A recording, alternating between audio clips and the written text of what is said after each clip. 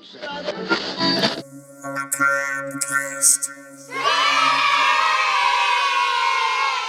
on the loose and he's dancing with the mummy. Deep from the bowels of the Macabre Theater Laboratory, we bring you Macabre Cast.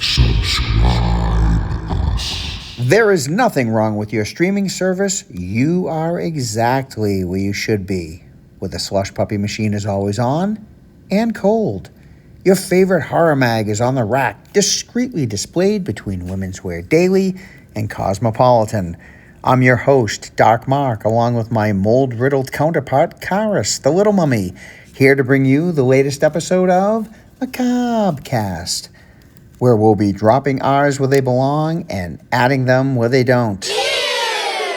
Newbies, welcome. Regulars, welcome back. And worshippers, get out of here. This is a safe space for those who plastered their bedroom walls with pull-out posters from Fangoria, Horror Fan, Toxic Horror, Scream Magazine, Slaughterhouse, and Gore Zone. If you haven't already, subscribe or follow Macabrecast on Spotify, YouTube, Apple Podcast, and TikTok. Tell a friend to do the same, even that guy who wears shorts year-round, winter, spring, summer, or fall. Yeah, that guy. If you wish to interact with fellow Monster Kids or the Drac Pack Elite, follow the Facebook page Macabre Theater. It's there where you can send me a voice message and participate in this show. A link can be found in the description of this episode. Macabre Cast, episode 150, in all its shining glory, begins now. 5, 4, 3, 2, 1, 0. Dorro il cast macabro.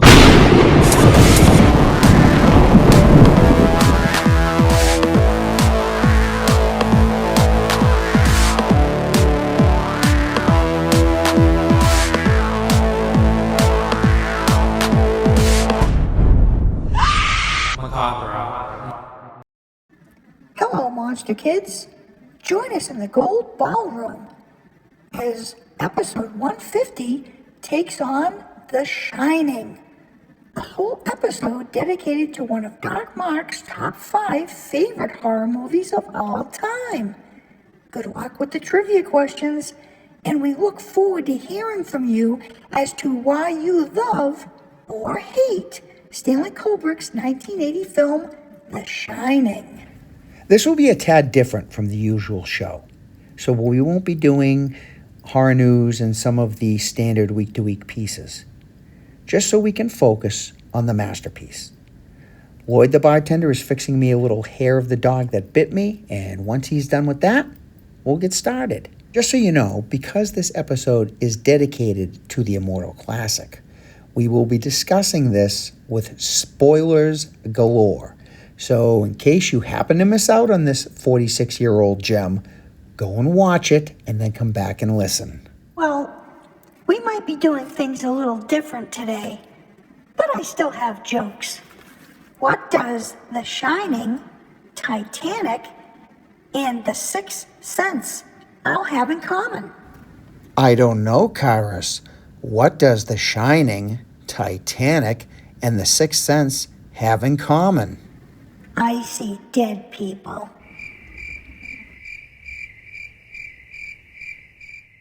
Icy, like icy drink, and icy.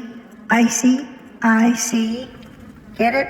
Well, on that note, I can't even escape off to horror news. So kicking off this episode, I gave Lar Horror and Jack-O-Lantern the 10 questions from the Shining quiz. And they looked at the questions and went through the questions, and they have opted to just step inside the elevator to the pit of hell, which is too bad. I think Jack-O-Lantern might have gotten 3. I'm not really sure what Lar Horror got, but all good things must come to an end. And at least the popcorn down there, I hear, is good. And unfortunately for people like Hard Chat Matt, the only seats available in the theater are in the front row. So, I bid you farewell, Laura Horror and Jack-O-Lantern.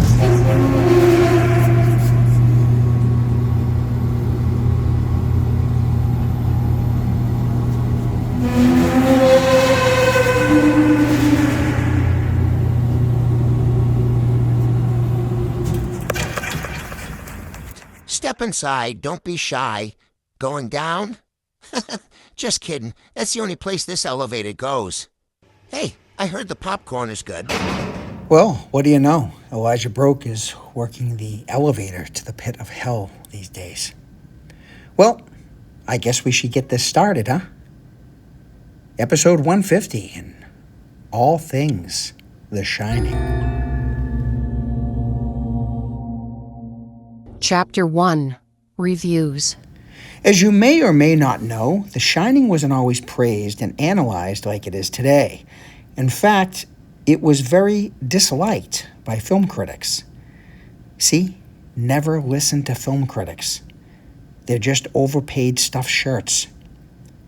So I'd like to kick off the show by reading a few of these less than nice reviews. Variety, the American Entertainment Trade magazine, wrote,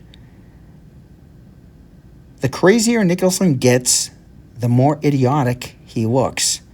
Shelley Duvall transforms the warm, sympathetic wife of the book into a simpering, semi-retarded hysteric." Well, that was nice. Gene Siskel of the Chicago Tribune and one of the hosts of Siskel and Ebert's At the Movies said, "It's a crashing disappointment. The biggest surprise is it contains virtually no thrills. The Shining is more boring and on a couple of occasions downright embarrassing than anything else." The Washington Post wrote, "Stanley Kubrick's production of The Shining, a ponderous, lackluster distillation of Stephen King's best-selling novel, looms as the big letdown of the new film season. Kubrick seems preoccupied with production design at the expense of characterization, tension, fear, or meaning." Over the years, it's safe to say that this movie has gained significant acclaim and very often is cited as one of the greatest horror films of all time. You are listening to Dark Marks Macabre Cast, episode 150, All Things Shining. Horror chap Matt knows all about monsters. He said they were coming to get me tonight.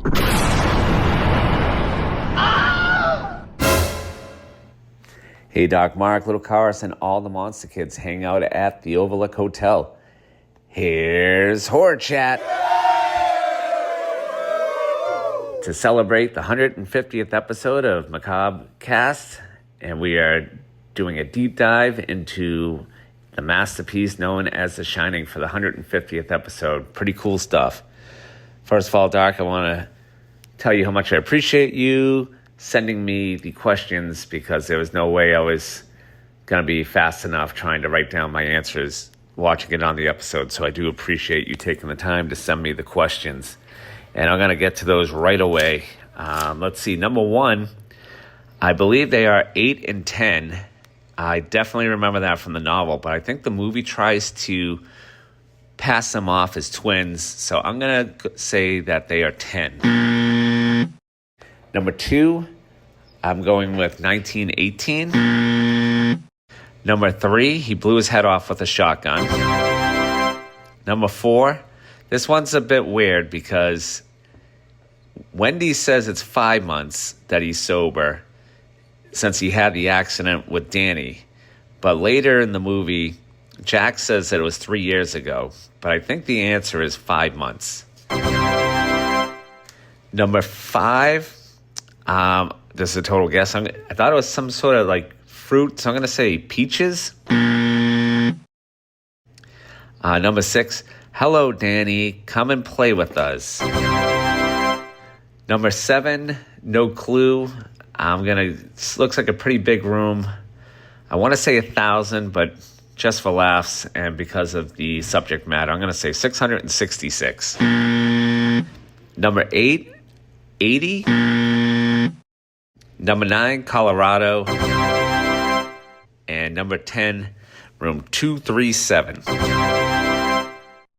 As far as do I enjoy The Shining, I think it's safe to say as a constant reader, I love The Shining. Even if it is a little bit different from the novel, I think it's brilliant. The shots, the camera angles, the story, the acting, everything about it just is amazing. The one thing which obviously they couldn't do when The Shining came out, or maybe they could have, but it probably would have cost them a fortune. One of the major differences I remember from the book is the hedge maze scene, where some of the animals, the hedge maze animals, come alive and chase Danny around the maze, and it's actually a pretty frightening scene. And then even the follow-up, Dr. Sleep, both the movie and the novel, I enjoy both of those as well. And I don't have too much else to say other than the movie's amazing, and I look forward to hearing what the other Monster Kids have to say. As always, make mine Macabre Cast. Well, Horror Chat, this was tough because I really want to give you that first question because you did say 8 and 10. And then, I don't know, maybe I confused you with the question and you thought you were supposed to guess what their age actually was. But all I really wanted to know was what Stuart Ullman said, which was 8 and 10. And your final answer was 10. And I go back and forth because you said it. I want to give it to you. No. That's not the way it works. His answer was 10. Dumbass. He didn't say what Stuart Ullman said. I'm sorry, but Horror Chat goes into the elevator to the pit of hell, and that's that. That's the rules. 5 or more wrong. Horror Chat goes into the elevator to the pit of hell. Well, he is right, Horror Chat. Rules are rules. I'm sorry. You're going to have to step into the elevator. But, hey, say hi to Horror Laura for me and Jack-o'-lantern. And I'm pretty sure they have a payphone down there, and you could always still call in next week. But take care, Horror Chat.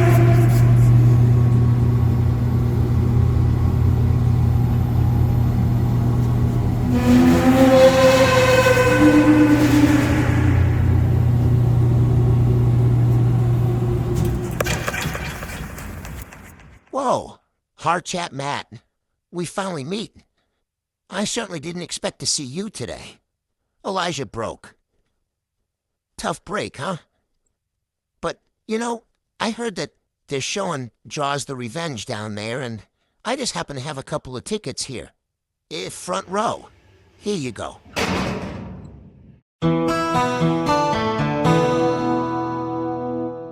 You are listening to Dark Marks Macabre Cast, episode 150, All Things Shining.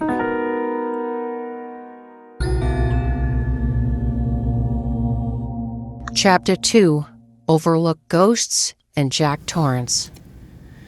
Every scene where Jack has a conversation with a ghost, there is a mirror present in the room. And it's safe to say he could be looking at his own reflection while conversing. The bar scene with Lloyd, the bathroom scene with Grady, and when he's talking with Grady in the locked storage room, the metal door is almost like a shiny mirror. This isn't to say that there are not ghosts. I'm sure the conversations are real, but the illusion is helped by the mirrors. And while we're on Grady, the most common discussion about this film is the perplexity of Grady's first name. In the book, the name is Delbert Grady. Stuart Ullman tells Jack about the murders committed by Charles Grady. When Jack meets his ghost for the first time, he recognizes him as Delbert Grady. Jack mentions reading about him in the newspaper. He was unaware of Grady before arriving at the hotel. The newspapers he's referring to are from a scrapbook of clippings that he found. In the book, Jack is writing a novel about the hotel, and the stories are from the scrapbook. Kubrick had filmed a scene where Jack is with the scrapbook, but cut it out. The scrapbook, however, can be seen open on the table with his typewriter. Okay, so why is Grady first referred to as Charles and then Delbert? Before you say it's a continuity error, well, that's a pretty big continuity error for such a meticulous director who also had people on the payroll whose sole job it was to scan the script and the dailies for error. So, that means it's intentional. But why? Well, I've heard many different theories, and there are no answers in the book. Kubrick uses King's book as source material, so this is all his doing. So one theory I've heard is Delbert Grady is a relative of Charles Grady, a grandfather or even great-grandfather of Charles Grady, who many years prior also killed his family there. Also explaining that Delbert Grady had twin daughters, while Charles Grady had kids who were 8 and 10. In Mike Flanagan's film, Dr. Sleep, the sequel to this movie, as far as the name differences, the explanation he gives is the ghosts who appear there, they don't answer to the name they were known for, but insist they're someone else. That's almost like a cop-out answer. Kubrick never gave us a definitive one. I know we're still talking about this to this day, but I've always believed that the simplest answer is the most plausible. So, my personal theory as to why there are two different names, Charles Grady and Delbert Grady, it goes back to Stuart Ullman. He comes across to me as someone who puts very little stock into things that would or could hurt what suits him best, his job or the hotel. So misremembering Delbert Grady's name and calling him Charles, or not knowing or remembering that he had twins and saying he thinks the kids were 8 and 10 speaks volumes about his character. Kubrick didn't spend time explaining simple characteristics like this because he assumes that we're smart enough to figure it out. I really think it's just that simple, that he misremembers. And Jack seems to recognize Lloyd the bartender. But from where?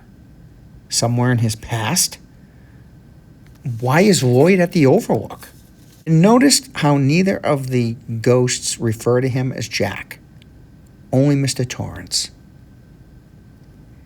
Dick Halloran states that these are only like pictures in a book, and only people who shine can see them, and they can't hurt you. Well, Jack could see them, and at one point so could Wendy. So, did they also shine?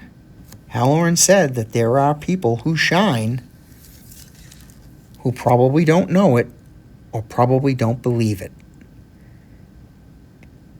And as far as just like pictures in a book and that they can't hurt you, well, I don't know about that. What happened to Danny in room 237? That pretty much proved Halloran wrong.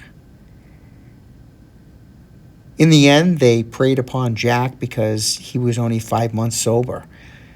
The hotel wanted Danny's power and manipulated Jack into trying to kill his son. There's a very big difference between Jack Torrance of the book versus Jack Torrance from the film. I prefer the one from the film. He's more frightening, to me anyway. I don't think he cared for his family to begin with. I think that he felt trapped in that marriage, probably because of Danny. And he was all the more easy to manipulate. Look at the line where he basically blames Wendy for all his woes, saying how he let her F up his life, and he's not going to let her F it up anymore. The lady in the tub, who Jack also interacts with, strangest thing about the encounter is he seems to have no memory of it. Or is he just covering up for the hotel by not admitting it? Again, up for interpretation, I guess. So backtracking a little bit, what are your thoughts about Grady and the two names? And what do you think about Mike Flanagan's version of Dr. Sleep? which I actually love. It's just the one explanation that kind of comes out about the names I was never thrilled with. As I said, the simplest answer is the most plausible. So the woman in the tub that Danny sees and that Jack sees is Lorraine Macy. She was a wealthy old woman married to a prominent lawyer who had a habit of seducing young men. And when a young lover she cared for abandoned her at the hotel, she overdosed with pills and slit her wrists. I guess we'll never know exactly what she did to Danny. The ghost of the twins, well, that's obvious. They're the children of the previous caretaker, Delbert Grady, who says he's not the caretaker and that Jack has always been the caretaker. But we'll get to that later. The most talked about ghosts in the film are only on the screen for 2 to 3 seconds, seen in a very compromising position. One dressed in a tuxedo and the other in a bear costume. The man in the tux is Horace DeWitt. He's a wealthy entrepreneur who owned the hotel a long time ago. He was bisexual and at one point had a liaison with a man named Roger. That's the gent in the bear costume. In front of guests at parties, Horace would humiliate Roger, making him wear the costume and act the part. In King's book, it's a dog costume, not a bear. Way cool. It's Chicago Tina. Hey, Dark Mark and Karis, the little mummy, and all you kids out there in Monsterland. Well, I'm going to start this quickly because I've got a lot to say, I guess. And I don't want to take away from this week's show, but I want to comment on last week's show briefly. I just wanted to say, because I'm a huge fan of horror magazines, and I'm not talking about comics because I also am a huge fan of horror comics, but I remember a time when I could walk into a store and see a magazine with a picture of Christopher Lee or Peter Cushing on the cover, and I'd be so happy, and I'd beg my mother for money so I could buy it. And of course she bought it for me. But right now I'm really into horror comics, and they still have the horror magazines out there, but they're kind of expensive. But the horror comics, I mean, comic books in general are cheap and well worth the money. And there's nothing better than a good comic book store like Harrison's or Silver Moon in Salem. And those comic book stores, I mean, people don't realize for under $10 you can get this great comic, and it's just so much fun to look forward to it coming out every month. And so support your local comic book stores. I love a horror comic right now called FML. And it's amazing, and I'll talk about it some other time. And another one is the Godzilla versus the United States series. I love that.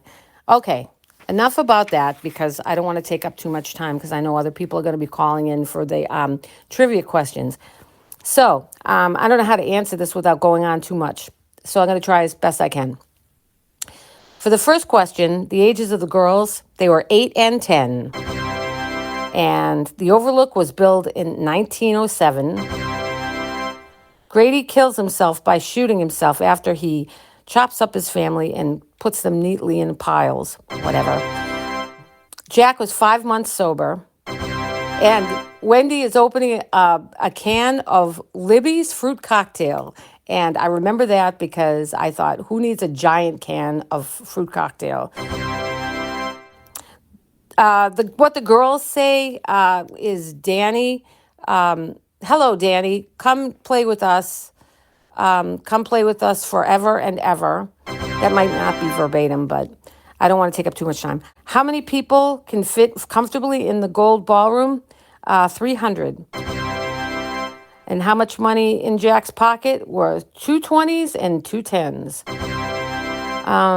Of course, the film was, The Overlook takes place in Colorado. And the room number is 237. In your face.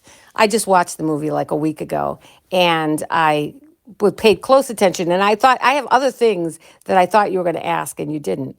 Like, for instance, do you know what type of cigarettes Wendy was smoking in one of the scenes? And I'll give you clues. The same cigarettes that I smoked back in the 70s. I don't even think they make them anymore. Other than that, I hope that a bunch of people call in and do this trivia thing because it was fun but it was kind of easy. Also, I want to check out Spider Baby. Thanks for that Cobweb classic. That's a pretty good one. All right, so we'll talk to you guys when I talk to you guys next. All right, see you later. Bye. Wow, just wow, Chicago Tina. 10 out of 10, bravo. Dick Halloran's grandma would be proud. And we don't have an elevator to heaven, so all we can do is applaud you for your great trivia talent. Doc, I know you're planning a movie trivia night soon, and I know it's been discussed that Tina from Chicago will be there, and it's even been said you're going to be on separate teams. That might be your end. We shall see, Karis. We shall see. Great job, Chicago Tina. Hope to hear from you again next week. You are listening to Dark Marks Macabre Cast, episode 150, All Things Shining.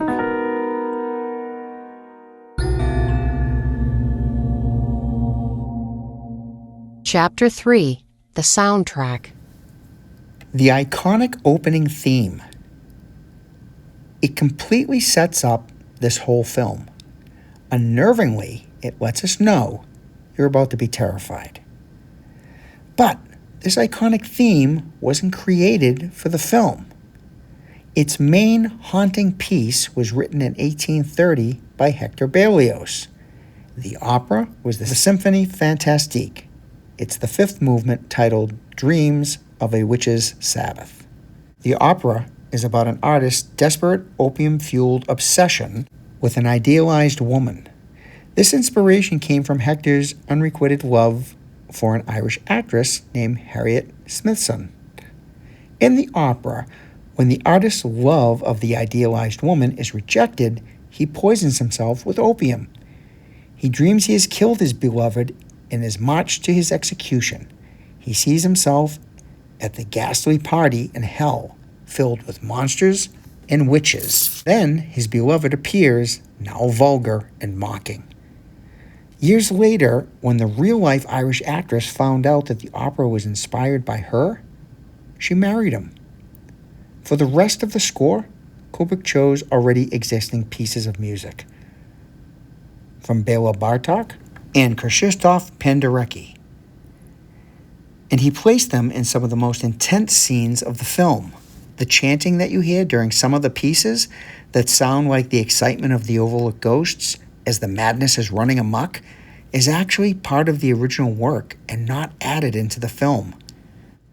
The haunting songs that play during the ballroom scenes, like Al Bali's It's All Forgotten Now and Ray Noble's evocative voice singing Midnight, The Stars, and You, make for an exemplar turning point in Kubrick's ghost story.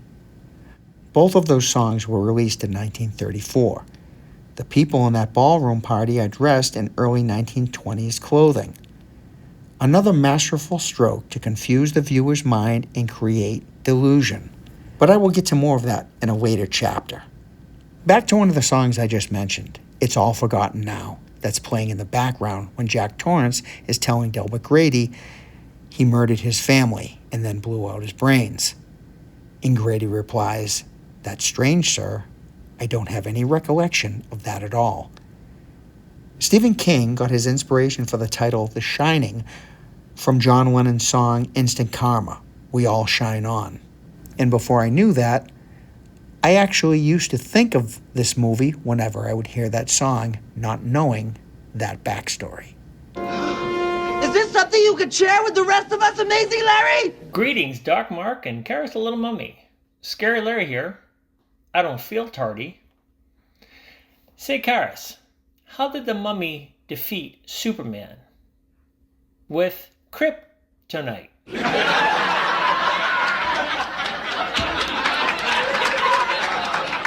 So, all things Shining trivia. It has been ages, and I mean ages, since I watched The Shining from start to finish. So I felt a rewatch was in order and rented it so I can try and tackle these trivia questions. Good portion of the time it'd be on like TBS or TNT, and I'd watch just as he's losing his mind at the end. I'd catch it. So I watched the entire movie. Loved the movie. My one real gripe, I felt Scatman Carruthers' character Halloran, who had the shining abilities like Danny, should have put up a better defense against a deranged Jack Torrance.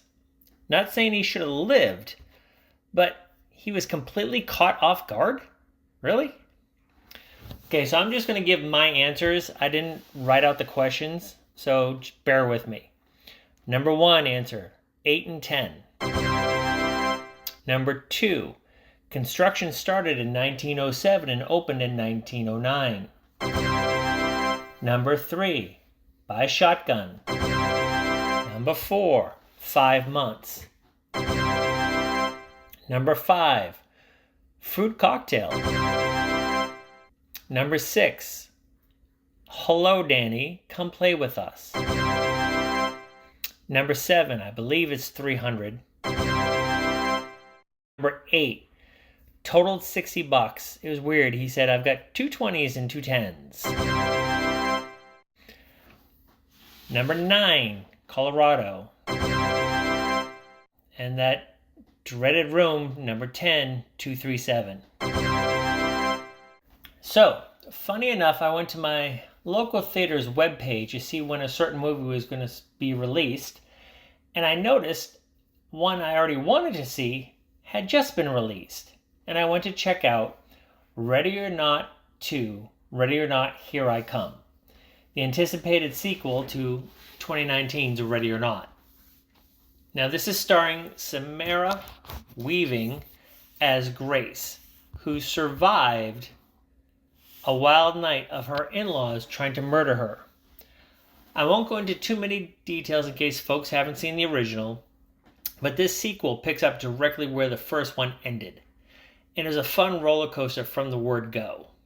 We're introduced to Grace's estranged sister, Faith, played by Katherine Newton, who happened to be Grace's emergency contact.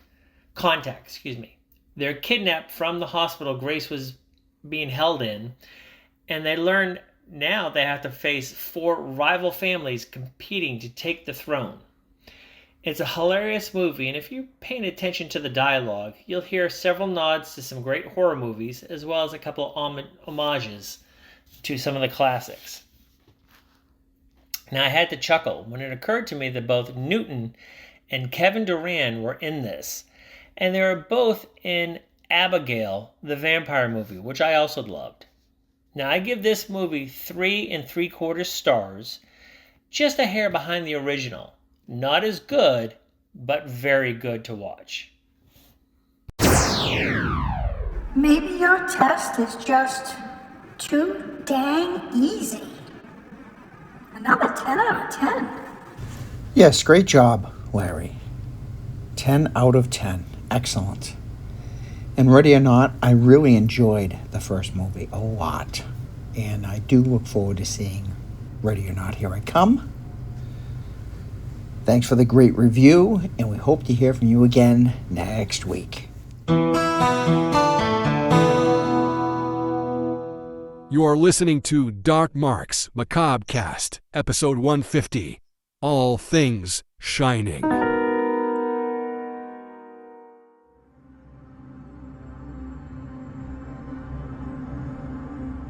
Chapter 4, The Book and the Film. Let me start by saying I really like the book. I've read it now twice, but I will always prefer the film to the book. Stephen King hates the film, and most likely it's because the book was very personal to him. And from what I've heard, it was because he was fighting his own demons with addiction at the time he wrote it. Kubrick didn't even read King's screenplay for the film. The novel was nothing more than a resource or a blueprint. Kubrick worked with a favorite American novelist, Diane Johnson, Their focus was to be more on the psychological horror rather than the supernatural, even though there are still clearly supernatural elements in the movie. What they developed were very subtle visuals that would make the audience uneasy subconsciously. Hallways and windows that conveniently didn't make any sense, patterns on different carpets, TVs without plugs and cords, furniture that is in one shot and not in the next. And before we get back to you people screaming those are just continuity errors, Kubrick had a team that checked and rechecked those scripts and daily shots, as I've said before. Before he made this film, he studied ghost stories and gothic tales and psychological structures containing human obsession.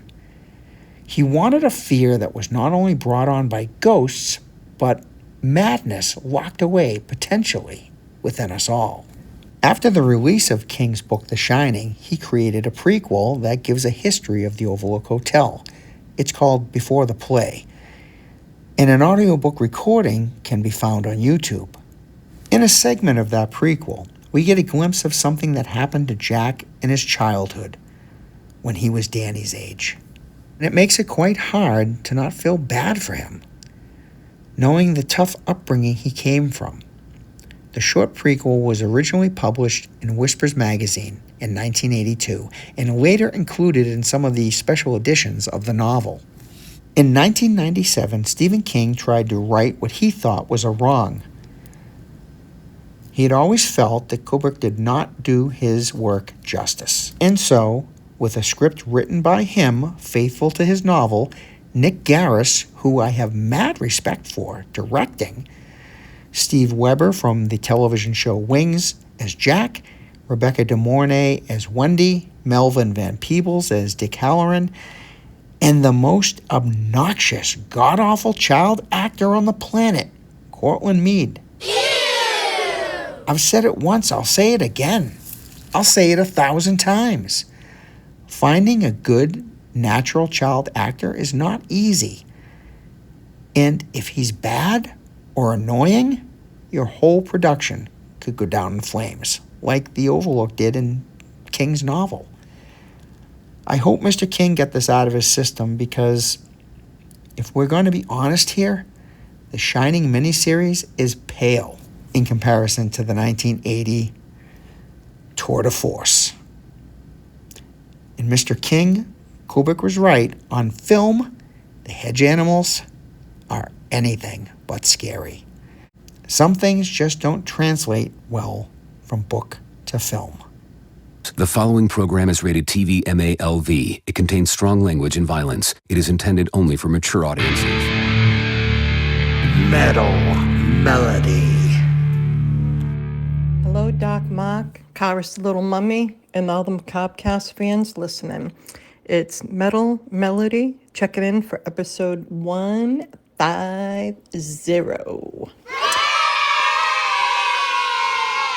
So, I just want to start off with saying talking about a couple of movies that I've seen recently.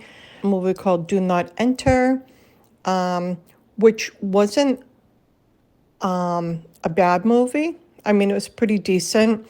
It's about kids, young kids. I don't know, they're in some type of group or whatever, and they go hunting things in different places, and they go to this haunted hotel where they hear this $3 million, but nobody's ever seen leaving, just entering, yada yada. The beginning's a little slow, but once they get into the hotel and stuff, that's when it gets scary and creepy. Not wickedly, but enough that it made it a pretty good watch. And I seen Ready or Not, Here I Come Too. I don't know if anybody's ever seen the first one, which I really enjoyed. I also enjoyed The Hunt, which is very similar, but that's just rich people hunting down, just civilians for the fun of it. Whereas Ready or Not is more about her being the bride. And it wasn't bad. There was a lot of bloodshed, so it definitely had some good killing scenes. I liked it. I thought it was a little much. But all in all, it was a good movie. I saw it on TV, my Fire Stick, which is good, one of my apps, because I didn't go to the movies to see it. So I'm not going to say it was fantastic, but it was good. I thought it was a good movie. The quiz on The Shining. I'm pretty confident in some of my answers, and some of them I'm not. So, question 1. Mark wants to know the interview scene. Stuart Ullman is interviewing Jack Torrance and tells him about the tragedy in the winter of 1970. He mentions the caretaker back then and his wife and kids, and he wanted to know what are the ages of the girls. I don't know. I'll say I don't remember, but I'm going to guess maybe about 10 because they look a few years older than Danny, and Danny was supposed to be like 5 in the movie, and they definitely looked a few years older than him. Number 2, when was the Overlook built? I don't have a definite answer, but I do remember it was in the early 1900s sometime. Question 3, how did Dilbert Grady kill himself? I remember this because he axed his family and he blew his brains out with a shotgun. Number 4, how long Jack said he's been sober? I don't remember this one. I'm going to guess 10 years. I don't know. I'm guessing. Better than guess and not have an answer at all, right? Number 5, what is the can she opens? I have no frickin' clue. I don't know. Coca-Cola? I don't know. Number 6, SpaghettiOs? I don't know. Number 6, what do the 2 little girls say to Danny when he runs into them? Actually, it wasn't the initial. I think it was the second or third time he ran into him. And who can forget? Come and play with us, Danny, forever and ever and ever.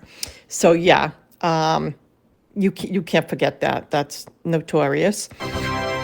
Number 7, how many people can the Gold Ballroom accommodate comfortably? I don't have a friggin' clue. I'll guess maybe 300. Number 8, how much money does Jack tell Lloyd he has in his wallet? If memory serves me correctly, I think he says he has 2 20s, but I'm not positive. Number 9, what state is the Overlook Hotel located? In Oregon. I forget where, but I remember it's in Oregon. And number 10, you can't forget this one either. What room does Danny want to stay out of? 237. Yeah, the room from hell. So those are all my answers. Please don't send me down the elevator to hell because I don't have any friends there. I don't know. Maybe I do. I don't know. But just be kind. And that's about it. So, yeah. Everybody have a fantastic week. And I'll talk to everybody again on episode 151. Take care, everybody.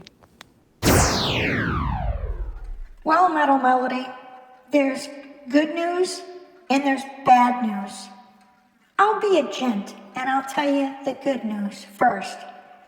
The good news is you got through that whole segment and trivia quiz without having a potty mouth. And now for the bad news. You are going to hell. Well, Metal Melody, A for effort. I guess the part of me that feels the worst is the trivia quiz was all your idea. And I'm sorry. Oregon? Oregon, Metal Melody? Look on the bright side. Elijah Broke, he's working the elevator to the pit of hell. He's been dying to meet you. He was kind of hoping it went this way because he just wanted a chance to, well, just to meet you. I'm sorry, Metal Melody, and we hope we can hear from you soon. Again, there's rumors that there's a payphone on there. You could always leave a voicemail, I guess. But until next time, whenever that might be. Thank you, Metal Melody, and thank you for the suggestion of the quiz.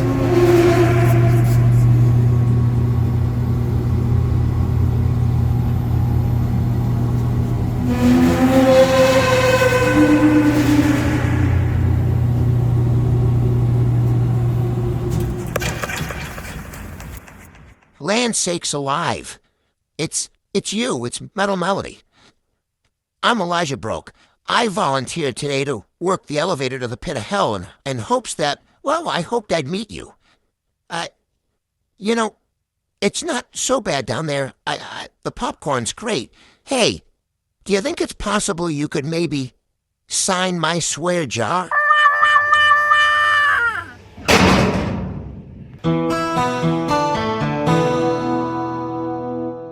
You are listening to Dark Marks Macabre Cast, episode 150, All Things Shining.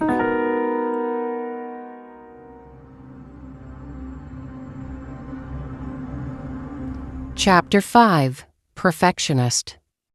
Stanley Kubrick was a perfectionist, which made film shoots rather grueling. The scene with Jack and Wendy on the stairs of the Colorado Lounge, Jack taunting her and her swinging the bat, is in the Guinness Book of World Records for the most number of takes on a single scene with dialogue. That scene was shot 127 times. The repetitive filming caused Shelley Duvall immense physical and emotional strain, which may have been what Kubrick wanted after all, because he got to capture real terror and anxiety from her on film. The infamous elevator scene, where the doors open and hundreds upon hundreds of gallons of blood come rushing out, took roughly 1 year to complete. The prep before the shot, the immense cleanup and setup to shoot again. The actual runtime of the scene is only 10 to 12 seconds. 1 whole year for 10 to 12 seconds of film. Hey, at least they used it in the ads, right? Now, when we talk about Kubrick as a perfectionist, are you aware of the original ending? After the shot of Frozen Jack, we don't go into the hotel lobby with the photo of Jack, living it up at the 4th of July ball. Instead, we are in the hospital with Wendy and Danny. Stuart Ullman shows up to see if they're okay and tells them that the police did a thorough search of the grounds and found no evidence of anything, not even Jack. Kubrick watched this with an audience that felt, after everything that they had just witnessed, it was like a magic act, and the rug had been pulled out from under them. And I think it gave the illusion that the whole film was just a power trick. Kubrick pulled the film from theaters, he cut the scene, and inserted the lobby scene with the photograph shot, which is still talked about and debated to this day, and what it actually means.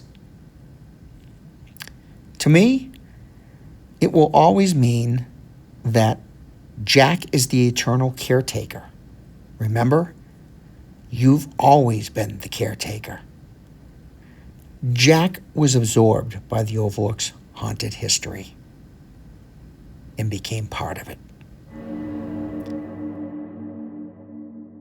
Chapter 6, Danny's Escape and Jack's Undoing.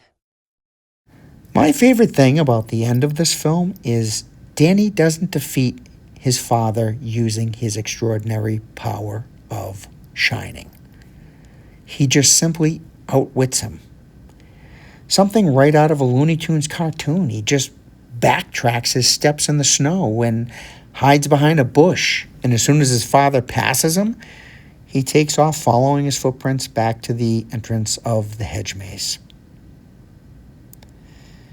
By the time Jack realizes the footsteps have disappeared, he becomes disorientated, lost, and he begins to freeze to death. Danny escapes, but now lives with the fact, I guess, that he killed his father.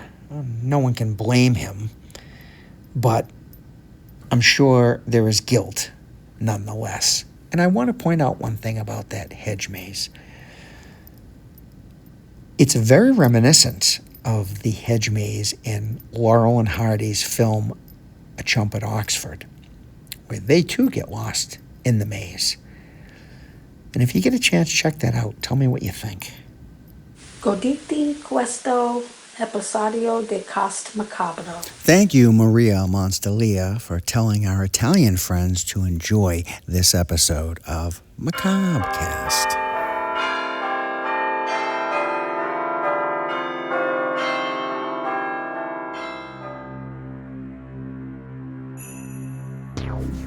What do they call you around here, Chiefsy old boy? Grady, sir. Delbert Grady. Grady? Yes, sir. Delbert Grady. That's right, sir. Mr. Grady, haven't I seen you somewhere before? Why, no, sir. I don't believe so. Mr. Grady, weren't you once the podcaster here? Why, no, sir. I don't believe so. Mr. Grady, you were the podcaster here. I recognize you. I saw your picture in the papers. You hosted a show about horror films. That's strange, sir. I don't have any recollection of that at all. Mr. Grady, you were the podcaster here. I'm sorry to differ with you, sir. But you are the podcaster. You've always been the podcaster. I should know, because I've always been here. Beware the moon. Keep clear of the moors. But most of all, remember, be good to yourself. This is Dark Mark, signing off. See you soon, I hope. This is a Macabre Theater production. Subscribe us. Macabre.